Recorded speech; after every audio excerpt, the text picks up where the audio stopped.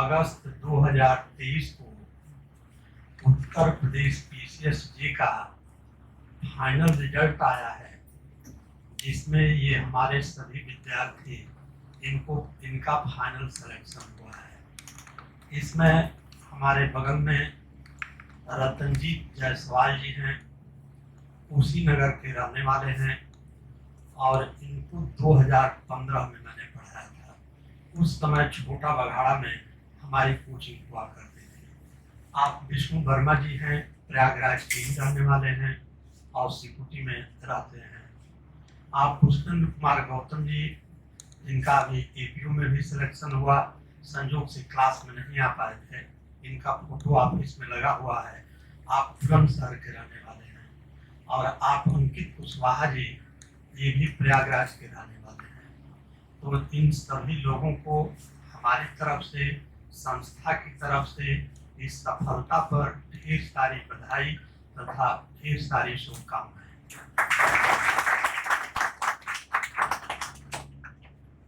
और अब मैं ये चाहूँगा कि आप लोगों के बीच में 5 मिनट 10 मिनट या आप लोगों के मन के अंदर कोई प्रश्न हो, पूछना हो, क्योंकि आप यहाँ पूछ सकते हैं कि आपने कैसे तैयारी किया। अपना ये स्वयं अपना इनका जो भी एक्सपीरियंस है आप लोगों के बीच में शेयर करेंगे। Good afternoon everyone. मेरा नाम विष्णु वर्मा है। मैंने सर के यहाँ से अपनी प्रारंभिक तैयारी की, बहुत अच्छा मार्गदर्शन मिला मुझे। मैं सिर्फ आपको एक चीज़ बताना चाहूँगा कि इस प्रिपरेशन में पहले तो आपका माइंड क्लियर होना चाहिए कि आप इस पे जाएंगे या आधा रास्ता पार करके वापस आ जाएंगे। सबसे पहली बात तो ये है। दूसरी बात इसमें बहुत ज़रूरी है कि यहाँ पर रिसोर्सेज बहुत ज़्यादा है। आपको अपने रिसोर्सेज को लिमिटेड रखना पड़ेगा। जितना ज़्यादा रिसोर्सेज रहेगा उतनी आपकी परेशानी बढ़ेगी। आपको बार बार लगेगा कि मैं इस रिसोर्स पे जाऊँ कि उस रिसोर्स पे जाऊँ। आप अपना लिमिटेड रिसोर्स रखिए, मगर उसको काफ़ी बार रिवाइज करिए। और जब भी कोई छोटी मोटी प्रतियोगिता आए तो उसको आप ये मत समझिए कि ये बहुत छोटा लेवल का है। उसको आप अपना फाइनल लेवल का एक तैयारी समझ के उसके पीछे जाइए और उसमें अपने आप को असेस करिए कि आपकी प्रिपरेशन कैसी है, और फिर उसी के बेसिस पे अपने अंदर इम्प्रूवमेंट लाइए। मैं फिर से यही कहूँगा कि आपके रिसोर्सेज लिमिटेड होने चाहिए। आप जितने अपने रिसोर्सेज को शॉर्ट कर सकते हैं उसको करिए, उसी में आपकी बेहतरी रहेगी। Thank you. Good afternoon to all.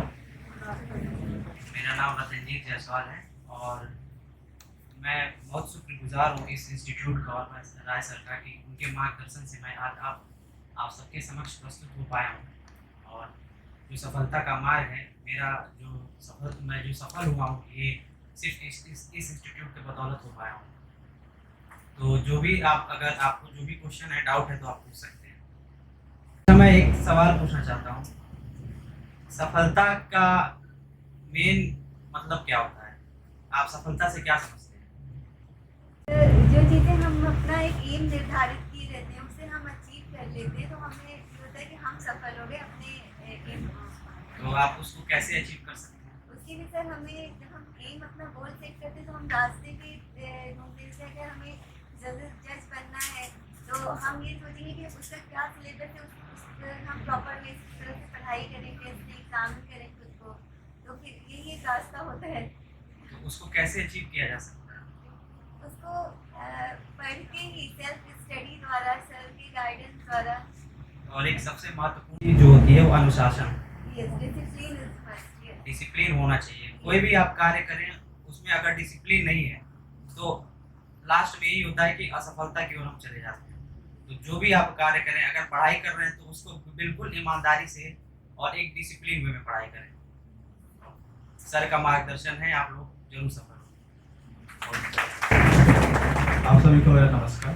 और सबसे बड़ी बात कि राज सर को मैं बहुत शुक्रिया अदा करूँगा कि उन्होंने मुझे यहाँ पर बुलाया और उन्होंने बहुत सारी चीज़ें मुझे दी हैं।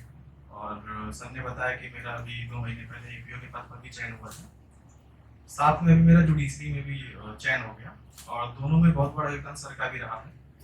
और सर सबसे बड़ी बात तो ये कि इंटरव्यू के लेक्चर्स भी ये लेते हैं, और इंटरव्यू के लेक्चर्स मैंने भी लिए, पहले भी मैंने लेक्चर्स लिए हैं, काफ़ी सर ने हेल्प की है। और चीज़ें आसान बनी है। लेकिन सबसे बड़ी बात यह है कि मुझे ना एपीओ बनना था ना मुझे जज बनना था। मैं आराम से दिल्ली में जॉब करता था, ना कभी सोचा था कि जज होता क्या है या एपीओ क्या होता है। जब बड़े भाई साहब मेरे थे वो पेशकार बने थे, तो उन्होंने प्रेशराइज किया कि ऐसा करो, तुम जाके कुछ करो। एलएलबी तब मेरी कंप्लीट हुई थी। तो अगर मैं ये कहूँ कि मेरी एलएलबी कंप्लीट होने के बाद मुझे पता चला कि लॉ क्या होता है, बस एलएलबी तो ऐसे करेगी। सर से मिला, सर ने भी काफ़ी चीज़ें बताई, यानी कि मैंने एलएलबी करने के बाद से एलएलबी स्टार्ट की है। जो हम लोग को क्लासेस वगैरह में आप लोगों ने लॉ करते समय पढ़ा होगा, तो मैंने बिल्कुल नहीं पढ़ा था। देन फिर मैं आया तो मैंने सन 18 में जो वैकेंसी आई थी मैंने उसका भी इंटरव्यू दिया था। मेरे सबसे कम नंबर इंग्लिश में थे, 42 मार्क्स, 42 मार्क्स 200 में थे, यानी एक होता फेल, मैं फेल से भी फेल था। नॉर्मली 100 में से 33% लाना चाहिए और 200 में से 66 नंबर हो गए, मेरे 42 नंबर थे, फेल से ही फेल हो गए। लेकिन बाद में मुझे रियलाइज हुआ कि जब मैं नहीं पढ़ा था, एक साल मैंने ऐसे पढ़ लिया और मैंने इंटरव्यू भी फेस कर लिया था, और 17 सीट पे जब एपीओ की वैकेंसी आई थी मैंने उसको मेंस भी लिखा था, तो वहाँ रियलाइज हुआ कि शायद कुछ कर सकते हैं। लेकिन जैसे भैया ने बताया और आपने, मैं बहुत अच्छी बात है कि सभी लोगों में आपने बोला, बहुत बड़ा गट चाहिए बोलने के लिए, और ये होना चाहिए। आप जज बनने जा रहे हैं, एपीओ बनने जा रहे हैं, और उससे पहले आप एक लॉयर हैं, अपनी बात को रखना सीखें, कॉन्फिडेंस लेकर आइए। कॉन्फिडेंस होगा तो आपको पता चल जाएगा कि आप जज बनना चाहते हैं या एपीओ बनना चाहते हैं। इंशाल्लाह सब आगे बढ़ेंगे ही बढ़ेंगे। और सबसे बड़ी बात, एक चीज मेरे मन में हमेशा धारणा रही कि असफलता, बहुत सारे राज्यों को मैंने एग्जाम दिए, कहीं एक नंबर से छूटा, झारखंड में छूटा, उत्तराखंड में छूटा, इवन बिहार में भी छूटा, बिहार एपीओ का मेंस लिख के आया हूँ, तो 100% तो उसमें मेरा हो जाएगा। असफलता को मैं सारा शब्दों में आप सफलता को लेकर चलता था, मतलब आधा सफल व्यक्ति मैं हूँ, जज हूँ, मैं मानता था। ऐसा नहीं कि जब वो मोहर उन्होंने मारी, बात अलग है, अपने मन में बना के बैठो कि मैं हूँ, मैं कर सकता हूँ, आई कैन डू इट। आप जब और बच्चों का होगा तो आपका भी होगा, ऐसा नहीं है वो भी करने वाले, हम भी करने वाले, आप भी करने वाले। और नेक्स्ट वैकेंसी में मैं चाहता हूँ कि आप लोग भी यहाँ आए। वहां से यहाँ तक कहने के लिए 1 मिनट का भी रास्ता नहीं है, लेकिन मुझे 7 साल लग गए यहाँ पे। तो ये बहुत बड़ा सर ने ऑनर दिया है। और अपना डिसिप्लिन सबसे पहले क्रिएट कीजिए, बिना डिसिप्लिन के आप कुछ नहीं कर सकते। एक सिंपल टाइम टेबल बना के रखिए कि मुझे इतने से इतने तो देना ही देना है, बाकी का मैं कहीं भी दूं, लेकिन ये समय मेरा सिर्फ एजुकेशन को लेकर है। फिल्म्स की स्ट्रेटजी अलग होती है, मेंस की अलग होती है, इंटरव्यू कोई स्ट्रेटजी नहीं होती है। सबसे गंदा इंटरव्यू मेरा ही होता है, ठीक है। पता नहीं क्या पूछते हैं, मुझे नहीं पता, लेकिन मैं ये मान के जाता हूँ कि बस कॉन्फिडेंस रहना है, जो नहीं आता सॉरी बोल के आना है, नहीं आता तो नहीं आता, जाके जो तुमने मेंस में लिख ही दिया था। तो अपना फिल्म्स के लिए बेरेक्ट को फोकस कीजिए, नोट्स सर जो बताते हैं वो भी कीजिए, लेकिन बेरेक्ट को हर एक चीज लिखिए।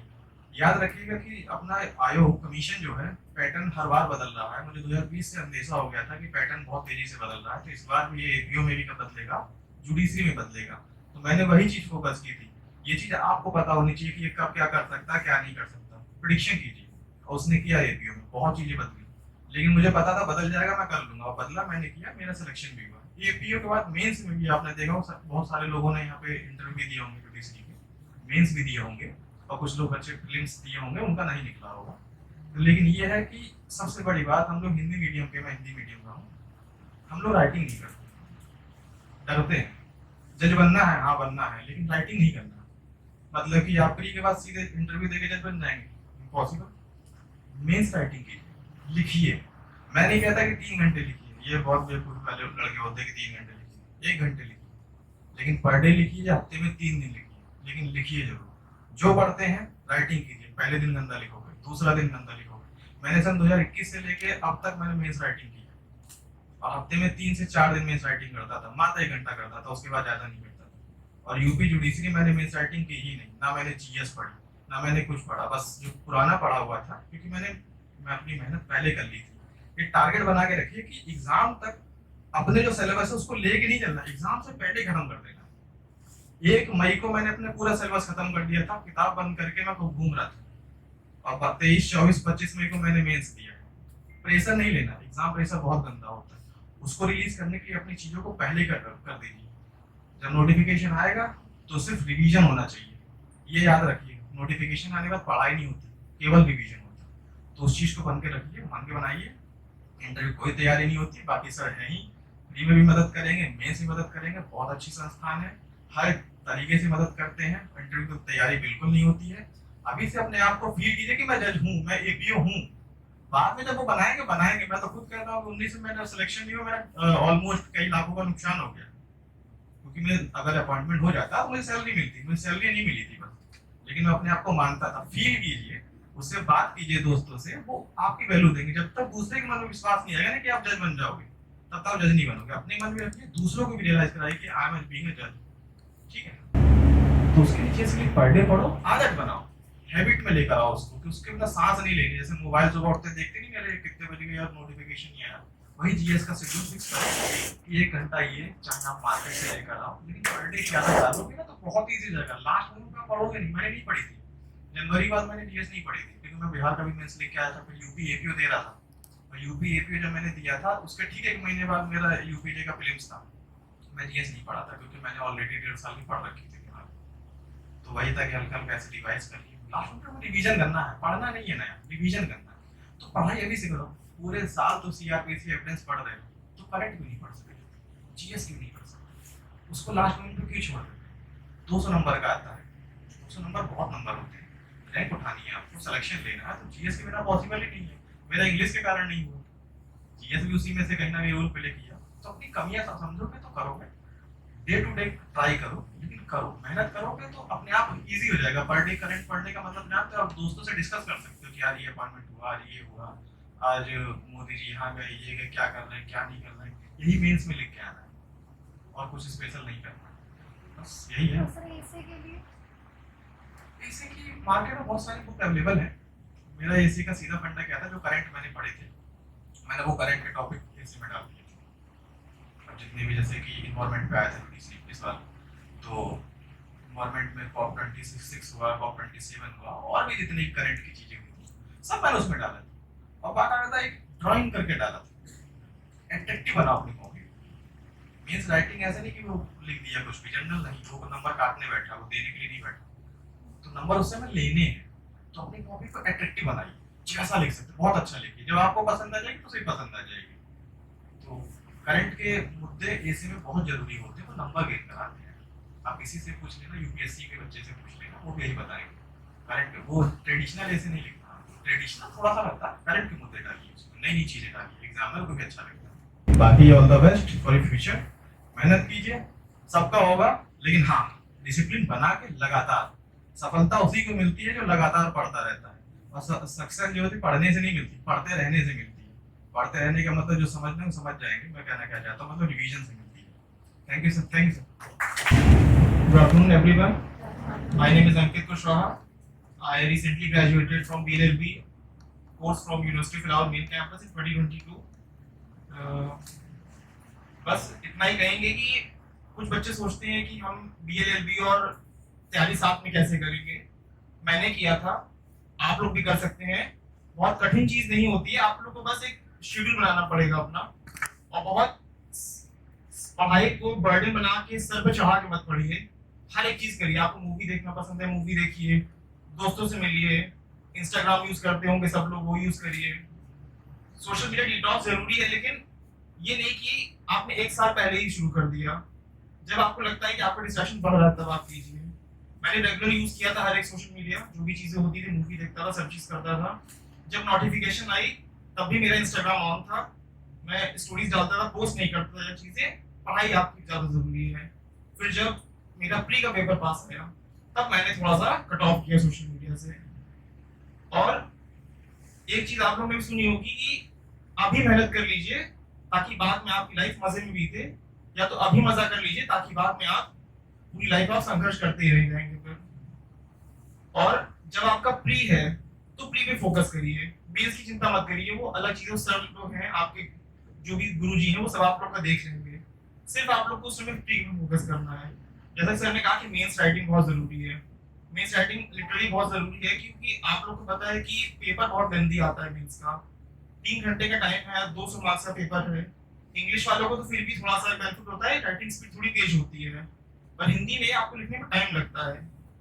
राइटिंग स्पीड अपनी अच्छी करिए, क्योंकि वहां पर आपको नहीं पता कि आपको 3 घंटे में क्वेश्चन सेलेक्ट भी करने हैं, आपको डिटरमाइन भी करना है कि मान लीजिए क्वेश्चन नंबर 1 में आपको तीनों आ रहे हैं, क्वेश्चन नंबर 2 पे जाना है कि 3 पे जाना है, वो आपको उसी 3 घंटे में सब चीज डिटरमाइन करना है।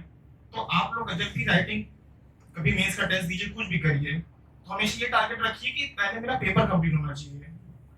आप कुछ भी लिख रहे हैं लिखिए, बस आपको पेपर मतलब 200 मार्क्स का पेपर मतलब पूरा पेपर कंप्लीट 3 घंटे में। जैसे मैं जब मेंस का राइटिंग करता था, मेरा इंग्लिश मीडियम है, तो राइटिंग स्पीड मेरी तेज थी, क्योंकि कॉलेज में इतना लिखवा देते हैं लोग कि तुरंत पास आउट करता था। मेरी राइटिंग स्पीड तेज थी, मेरा पेपर 15 मिनट पहले खत्म होता था, 15 से 20 मिनट पहले मेरा पेपर खत्म हो जाता था पूरे 200 मार्क्स का। और जब आप कभी भी ऐसे आप लोग कोचिंग में टेस्ट देते हैं तो कुछ बच्चे सोचते हैं यार यहाँ नहीं हो रहा है तो वहां तो मार्क्स आ जाएंगे, पढ़ लेंगे, तब लिख लीजिए, नहीं आते हैं। अगर आपका यहाँ पर जो मार्क्स आ रहे हैं ना, उसी से 2-3 नंबर ऊपर नीचे आएंगे। आप ये पढ़ के टेस्ट दीजिए कि मेरी कोचिंग में रैंक आनी चाहिए, टॉप 10 टॉप 15 में आपकी रैंक आनी चाहिए। मेरी आती थी, वही चीज मुझे वहां भी दिखी। प्री में और प्री के लिए बेराट इज द की। आप लोग बेराट को मतलब इंडेक्स पढ़िए, बेराट रटिए, मार्जिनल नोट। आप लोग प्रीवियस ईयर पेपर देखेंगे, बहुत से क्वेश्चन डायरेक्ट बेराट बेस्ड होते हैं, कुछ मार्जिनल नोट से पूछ लेते हैं, अंदर के कंटेंट पूछ लेते हैं।